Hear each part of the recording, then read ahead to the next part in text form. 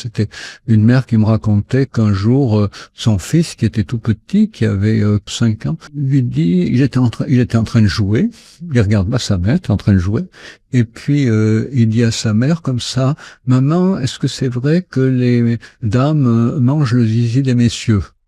Ben, la maman, heureusement, s'est pas scandalisée en disant « Mais qu'est-ce que tu racontes ?»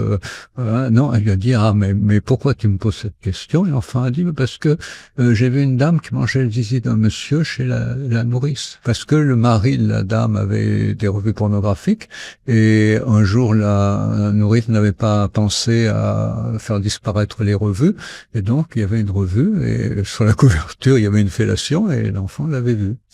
Bon, la mère, elle s'est expliquée avec l'enfant et tout. Le fait que l'enfant puisse parler avec sa mère, le fait que la mère ne s'affole pas, le fait que la mère puisse l'expliquer, voilà, avec ses mots à elle, hein, auxquels peut-être l'enfant n'a rien compris. Mais c'est pas important.